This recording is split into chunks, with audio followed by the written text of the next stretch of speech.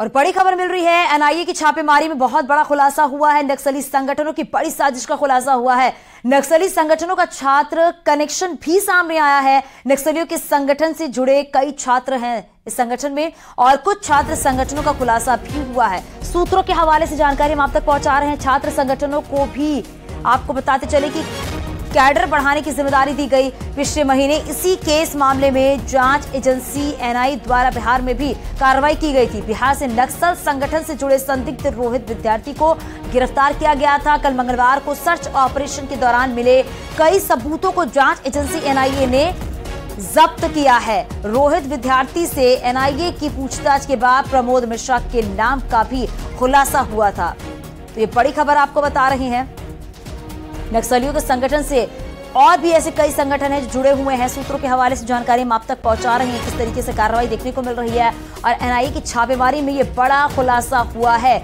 नक्सली संगठनों की बड़ी साजिश का खुलासा हुआ है। किस तरीके से ये षड्यंत्र रचते हैं और नक्सली संगठनों से जो छात्र जुड़े हुए हैं उनके बारे में भी जानकारी मिली है। तो बड़ी खबर इस वक्त की है, एनआईए की छापेमारी में बड़ा खुलासा हुआ है।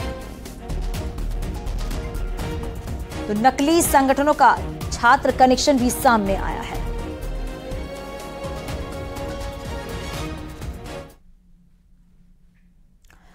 प्रयागराज, वाराणसी, चंदौली, आजमगढ़ और देवरिया जिले में एनआईए का यह सर्च ऑपरेशन चलाया गया है। यूपी के 8 जिलों में एक साथ छापा मारा गया और कहा जा रहा है कि यूपी में नक्सल गतिविधियों से जुड़े एक मामले में आगे की तफ्तीश के लिए एनआईए की पूरी कार्रवाई हुई है। वाराणसी के महामानपुरी कॉलोनी में एक घर में एनआईए ने छापा मारा है।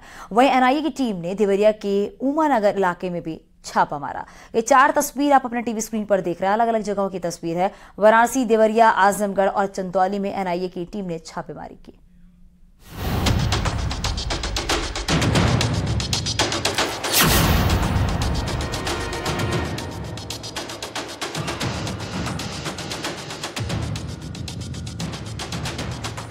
नक्सलियों के विरुद्ध एनआईए का युद्ध।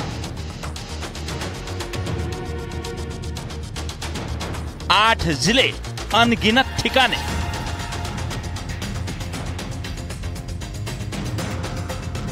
नक्सली फंडिंग पर एनआईए की सबसे बड़ी चोट।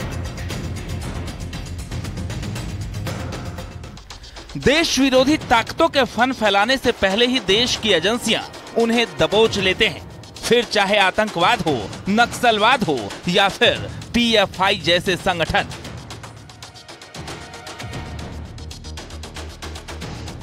एक बार फिर यूपी के शहर में एनआईए की बड़ी मूवमेंट देखी गई, जब एक साथ यूपी के 8 शहरों में एनआईए की दर्जनों टीमों ने ताबड़तोड़ छापेमारी शुरू की। आजमगढ़, देवरिया, वाराणसी, प्रयागराज, चंदौली के 8 जगहों पर यह सर्च ऑपरेशन चलाया गया। नक्सलवादियों से कनेक्शन में उत्तर प्रदेश के 5 जिलों के 8 ठिकानों पर एनआईए की छापेमारी। वाराणसी में भगत सिंह छात्र मोर्चा के दफ्तर में एनआईए की छापेमारी, तो वहीं चंदौली में बच्चा राय के ठिकाने पर एनआईए का छापा। प्रयागराज में सीमा आजाद के ठिकाने पर छापेमारी, तो देवरिया में रामनाथ चौहान के घर पर एनआईए का छापा। आजमगढ़ में भी एनआईए की छापेमारी है। एनआईए ने जिन 8 जगहों पर छापेमारी की उसमें सबसे बड़ा एक्शन वाराणसी में हुआ। यहां बीएचयू के छात्र संगठन भगत सिंह स्टूडेंट्स मोर्चा बीसीएम की ऑफिस में छापा मारा। इसके साथ ही 2 छात्रों को हिरासत में ले रखा है। एनआईए ने छात्र संगठन के ऑफिस को कब्जे में ले लिया है और दस्तावेज खंगाल रही है। एनआईए के साथ पुलिस और अन्य अधिकारी कैंपस में मौजूद दिखे। ऑफिस पुलिस की छावनी में बदल गया। सूत्रों के मुताबिक नक्सल गतिविधियों से जुड़े एक मामले में ये छापेमारी की गई। 5 जिलों के समेत आज एनआईए ने वाराणसी में भी तड़के सुबह 5 बजे छापामारी की है। ये छापामारी बीएचयू में भगत सिंह छात्र मोर्चा के संगठन के एक सदस्य पर मारा गया है, जिसका नाम आकांक्षा आज़ाद है। इसी जो मकान आप देख रहे हैं, आनंद भवन, यहाँ नाम लिखा हुआ, आनंद भवन नाम का ये मकान है। और इसी मकान में आकांक्षा आज़ाद और भगत सिंह छात्र मोर्चा का जो कार्यालय है, उनकी सदस्य आकांक्षा आज़ाद यहाँ पर रहती थी। सुबह 5 बजे NIA का जो पूरा दल है, 2 गाड़ियों से ये पूरा दल आया हुआ था और यहाँ पे अंदर प्रवेश करने के साथ उनसे लगातार पूछताछ हो रही है। ये जो आप पुलिस फोर्स देख रहे हैं, ये पूरे सुरक्षा में लगाए गए हैं। और जो पीछे जो 2 गाड़ियां आप देख रहे हैं, उन्हीं 2 गाड़ियों से NIA की पूरी टीम यहां पर आकर यहां पे छापेमारी, पूछताछ अंदर कर रही है। प्रयागराज में भी मानवाधिकार कार्यकर्ता सीमा आजाद और उनके पति विश्व विजय एडवोकेट सोनी आजाद के घर पर छापेमारी हुई। प्रयागराज में भी मानवाधिकार कार्यकर्ता सीमा आजाद और उनके पति विश्व विजय एडवोकेट सोनी आजाद के घर छापेमारी हुई है। इसके अलावा रितेश विद्यार्थी, सामाजिक कार्यकर्ता मनीष आजाद के घर भी रेड मारी गई। हालांकि इसकी ऑफिशियल पुष्टि नहीं हुई है। NIA ने प्रयागराज में सीमा आजाद और उनके पति विश्व विजय को घर में सुबह से नजरबंद किया। सुबह 5 बजे से रसूलाबाद स्थित घर में सर्च ऑपरेशन चला रही है। सीमा आजाद और उनके पति का लैपटॉप, मोबाइल, कविताएं, साहित्य सब जब्त किया गया। हमारे यहाँ NIA क्यों छापेमारी कर रही है, ये तो NIA बताएगी। लेकिन हम जो कहना चाह रहे हैं, यार पूरे देश में चुनाव होने वाला है, ऐसे में जो है हमारे घर को ये पूरा सर्च कर रहे हैं। सर्च वारंट दिखाया हमारा, और सर्च वारंट दिखाने के बाद से ये जो है बोल रहे हैं कि जो पूरे घर एक एक पन्ना जो है हमारी कविताएं, हमारी कहानियाँ, हमारे जो शादी का डॉक्यूमेंट्स है, ये सारे का सारा डॉक्यूमेंट जो है आज जो है यहाँ से जो है लेके जा रहे हैं। एक भी ऐसा डॉक्यूमेंट नहीं, सारी हमारी किताबें। अभी ये कह रहे हैं कि हम ATH के, अरे NIA के हैं। आजमगढ़ में भी NIA की टीम ने एक संदिग्ध को उठाया। जानकारी के मुताबिक NS 233 से बस पकड़कर भागने की तैयारी कर रहे इस संदिग्ध को NIA की टीम ने अपनी हिरासत में लिया है। सूत्रों के मुताबिक नक्सल फंडिंग से जुड़ा इनपुट मिलने के बाद NIA ने सराय मीर इलाके में ये छापेमारी की है और सर्च ऑपरेशन के बाद एक संदिग्ध को उठाया है। चंदौली के बघी कुंभार इलाके में भी NIA का एक्शन देखने को मिला है। यहाँ NIA को खबर मिली थी कि रोहित राय युवक संदिग्ध गतिविधियों में शामिल है। NIA की टीम ने जब छापेमारी की तो रोहित नहीं मिला, लेकिन उसके पिता को NIA पूछताछ के लिए अपने साथ लेकर गई।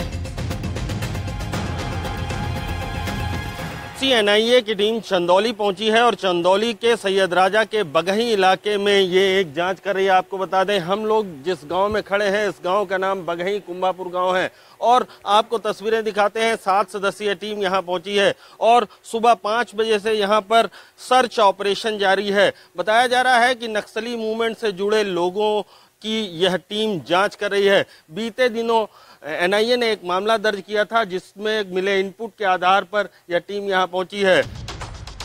देवरिया में भी जनवादी क्रांति पार्टी के राष्ट्रीय महासचिव डॉक्टर रामनाथ चौहान के घर पर छापेमारी हुई। छापेमारी सुबह 5 बजे से शुरू हुई, जो कई घंटों तक चलती रही। NIA टीम और स्थानीय फोर्स के साथ रामनाथ चौहान के घर छापेमारी की गई। और मैं अभी सवेरे 5 बजे मॉर्निंग वॉक के लिए निकला, तब तक 5:05 पर फोर्स लगभग 50 की संख्या में सभी लोग हमारे घर पर पहुंच गए हैं। मजदूरों, किसानों, गरीबों की लड़ाई लड़ने के लिए हमारे लड़के राजेश चौहान जी अपनी टीम के साथ वहां धरना पर बैठे हुए हैं और अभी 3 दिन पहले हमारे यहाँ आए हुए हैं और यहाँ रेड डाल दिया गया है हमारे घर पर सवेरे 5 बजे से ही। दरअसल नक्सली कनेक्शन को लेकर NIA लगातार एक्शन में है। देश के सभी वामपंथी उग्रवाद प्रभावित राज्यों में माओवादियों के खिलाफ NIA अभियान चला रही है। इसी कड़ी में यूपी पुलिस की मदद से NIA ने इस कार्रवाई को अंजाम दिया। यूपी में माओवादी विद्रोही बनाने और युवाओं को बरगलाने वालों के खिलाफ अब NIA लगातार कार्रवाई कर रही है। Bureau report, news 18।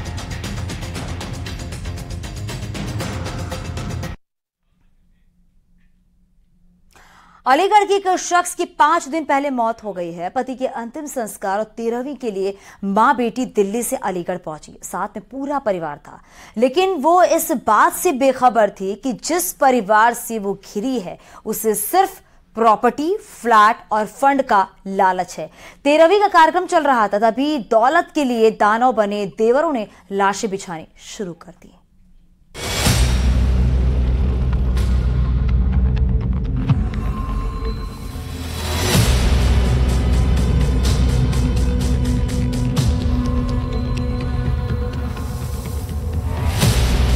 Property, flat, fund और मां बेटी का मर्डर।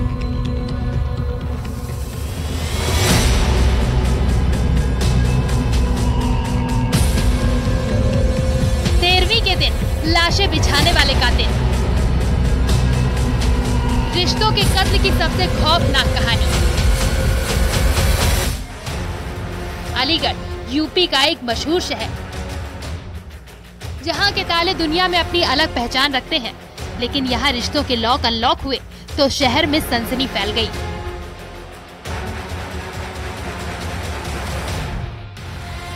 दिल्ली डीटीसी में ड्राइवर रहे सुरेश की मौत 30 अगस्त को हुई थी। मौत के 13 दिन बाद सुरेश की 13वीं थी, लेकिन ठीक उसी दिन 2 और लाशें गिरी। लेकिन इस बार मौत सामान्य घटना नहीं, बल्कि एक क्रूर साजिश का हिस्सा थी। इंसानियत और मानवता को शमशार कर देने वाला वाकया सामने आया है।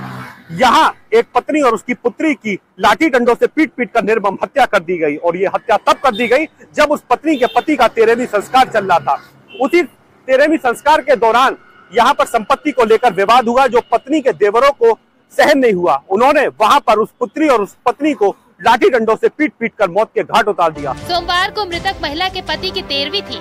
घर में भोज कार्यक्रम चल रहा था, तभी महिला के 3 देवर वहाँ आ गए। जमीन बंटवारे को लेकर उनके बीच बहस हुई। फिर माँ बेटी को तीनों ने मिलकर मार डाला। परिवार के करीबी ने बताया कि डबल मर्डर का पूरा विवाद सिर्फ पुश्तैनी जमीन जायदाद के बंटवारे तक ही सीमित नहीं था, बल्कि मां और बेटी के पास दिल्ली के सागर में फ्लैट था, जिसकी कीमत 1.5 करोड़ रुपए थी। इसके साथ ही महिला के पति की मौत के बाद परिवार को मिलने वाली सरकारी नौकरी और उसके फंड के लाखों रुपए पर भी परिवार की नजर थी। बस यही पैसा माँ बेटी की जान का दुश्मन बन गया और अपनों ने ही अपनों का खून कर दिया। 4 भाई थे, 4 भाई में बड़े भाई का 13वीं का प्रोग्राम था, जिसमें जो है गोली से उनकी पत्नी और उनकी बेटी दोनों का जो है ऑन स्पॉट जो है मृत्यु हो गई है। और इसमें से उनके कोई बच्चा नहीं था। सुरेश कुमार था, उनकी पत्नी का नाम मुकेश देवी और उनकी बेटी जो प्रियंका, ये दोनों ही की जो है मौत हुई आज। ये जमीनी विवाद है, प्रॉपर्टी का विवाद। सुरेश डीटीसी में ड्राइवर थे। वो लगभग 20 साल पहले ही अपनी पत्नी मुकेश कुमारी के साथ दिल्ली में जाकर बस गए थे। उनकी कोई संतान नहीं थी, इसीलिए उन्होंने 19 साल पहले बेटी प्रियंका को गोद ले लिया था। पढ़ाई पूरी करने के बाद प्रियंका दिल्ली में नौकरी कर रही थी। अपने पिता की इकलौती होने के नाते वो उनकी सारी प्रॉपर्टी की एकमात्र वारिस थी। सुरेश की सारी संपत्ति की वसीयत प्रियंका के होने वाले पति के पास ही सुरक्षित रखी गई थी। ये बात सुरेश के भाइयों को पता चल गई। इसके बाद परिवार में कलह शुरू हो गया और यहीं से शुरू हुई खौफनाक वारदात की साजिश। यहाँ पर एक महिला उम्र लगभग 55 वर्ष एवं उसके द्वारा एक मुंह बोली उसकी बेटी जो उसने गोद ली थी, वैसे उसकी भांजी बताई जा रही है, जिसकी उम्र लगभग 22 वर्ष है। इनकी हत्या की सूचना पुलिस को प्राप्त हुई। मौके पर पता चला कि जो ये मृतका है 55 वर्षीय, इसके पति की मृत्यु कुछ दिनों पहले भी थी और आज 13वीं थी। 13वीं में वहीं उसके जो देवर और अन्य जो देवर लोग हैं, इनके साथ मार पिटाई हुई है लाठी डंडों से, जिसमें इन दोनों की यहाँ पर मृत्यु हो गई है। पति की मौत के बाद अलीगढ़ आने के बाद मां बेटी जल्द से जल्द सारी रस्मों को पूरा करके वापस जाना चाहती थी। इसीलिए सुरेश की मौत के मात्र 4 दिन बाद ही 13वीं और पगड़ी संस्कार का कार्यक्रम रखा गया। पगड़ी के कार्यक्रम में ज्यादातर लोगों को बुलाया नहीं गया था और इसमें सिर्फ परिवार के लोग और चुनिंदा रिश्तेदार ही शामिल थे। सूत्रों की माने तो हत्यारोपियों ने पहले से ही मां बेटी की हत्या की साजिश रची थी। इसीलिए अंतिम संस्कार दिल्ली की जगह अलीगढ़ में करने की सलाह दी। पगड़ी के दिन उन्होंने संपत्ति बंटवारे का मुद्दा उठाया और फिर दोनों मां बेटी की निर्ममता के साथ हत्या कर दी गई। घटना बेहद सनसनीखेज थी और साजिश बेहद खौफनाक। लिहाजा पुलिस ने पूरे मामले की कड़ियां जोड़नी शुरू की तो प्रॉपर्टी का विवाद सामने आया। शक ये भी है कि मां बेटी को साजिश के तहत दिल्ली से अलीगढ़ लाई गया, फिर उनका कत्ल कर दिया गया। जो लड़ाई है उसका वजह संपत्ति एवं उसके बंटवारे से संबंधित बताया जा रहा है। एकाएक हुई इस घटना पर तत्काल मौके पर पहुंचकर शवों को पोस्टमार्टम के लिए भेजा गया है और यहाँ मौके पर जो साक्ष्य हैं उनको एकत्रित किया गया है। जो आरोपी गण हैं जो कि पुलिस ने अब तक इस केस में कई लोगों को हिरासत में लिया है। हालांकि मुख्य आरोपी अब भी पकड़ से दूर है। फिलहाल कई टीमें इस केस के खुलासे में जुटी हैं। जल्द ही मां बेटी के कातिल कानून के शिकंजे में होंगे। Bureau report, news 18। और बात करते गाजियाबाद के इंडस्ट्रियल इलाके में एक फैक्ट्री में आग लग गई है, जिसमें ये लाखों का माल जलकर खाक हो गया है। गनीमत रही कि हादसे में कोई जनहानि नहीं हुई है और मौके पर पहुंची फायर ब्रिगेड की टीम ने आग पर काबू पाया है।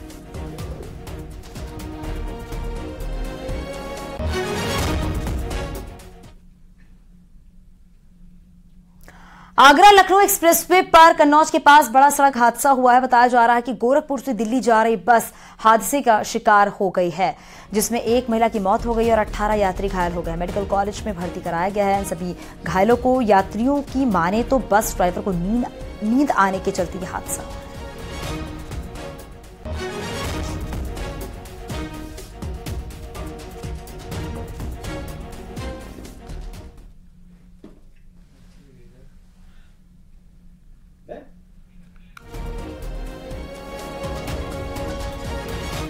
खबर फर्रुखाबाद से है। आपको बताते चले कि जहां पर पुलिस और बदमाशों के बीच मुठभेड़ हुई है। मुठभेड़ के दौरान 25,000 का इनामी बदमाश लला राजपूत को पुलिस ने गिरफ्तार कर लिया है। बता दें आपको, बदमाश पूर्व सैनिक के घर में चोरी की वारदात को अंजाम दिया था और करीब 10 दिनों से फरार चल रहा था।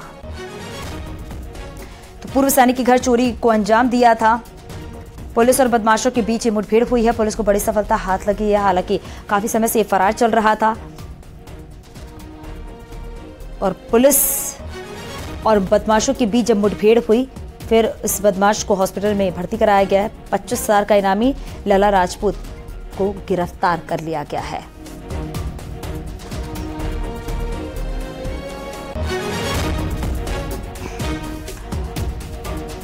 तो घायल बदमाश को भर्ती कराया गया और चोरी की वारदात में काफी लंबे समय से फरार चल रहा था, लेकिन अब पुलिस को कामयाबी मिली है और अब लला राजपूत को गिरफ्तार कर लिया गया है। तो पूर्व सैनिक के घर चोरी को अंजाम दिया था और इसी सिलसिले में लगातार इसकी तलाश की जा रही थी।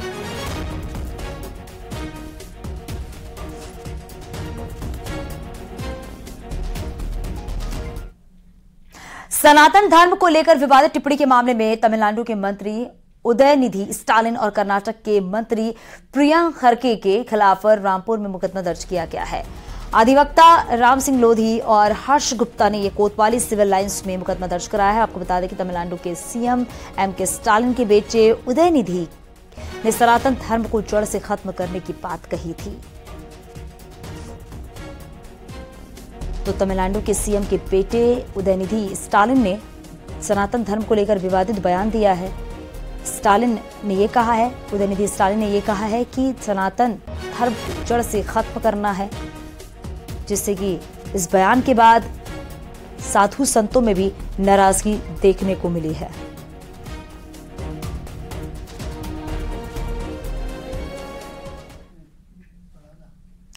आगरा में पुलिस ने खनन माफिया पर कड़ी कार्रवाई करते हुए बालू से भरे 5 ट्रैक्टर ट्रॉली जब्त किए हैं। कार्रवाई के दौरान खनन माफिया ट्रैक्टर ट्रॉली छोड़कर मौके से फरार हो गए थे और इससे पहले पुलिस और खनन माफिया में मुठभेड़ हुई है, जिसमें दोनों ओर से गोली चली। इसके बाद पुलिस फरार अपराधियों की गिरफ्तारी के लिए कॉम्बिंग ऑपरेशन चला रही है।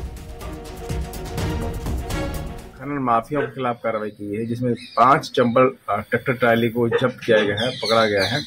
इस दौरान रात्रि की घटना है। इसमें खनन माफिया के द्वारा पुलिस पर फायरिंग भी की गई, जिसके जवाब में पुलिस के द्वारा भी फायरिंग की गई। लेकिन पुलिस के सभी जवान सुरक्षित हैं, जिसमें हमने 5 ट्राली पकड़े हैं और जो माफिया भागे हुए हैं उनके लिए अभी भी पुलिस के द्वारा कार्रवाई की जा रही है।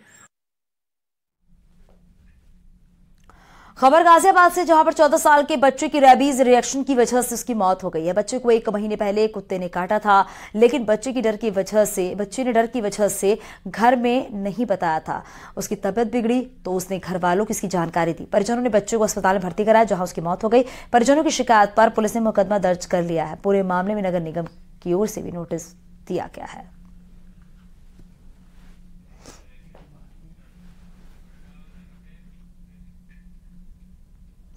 यहां रुकेंगे छोटे से ब्रेक के लिए, आगे भी खबरों का सिलसिला जारी है। आप देख रहे हैं न्यूज़ 18 उत्तर प्रदेश उत्तराखंड।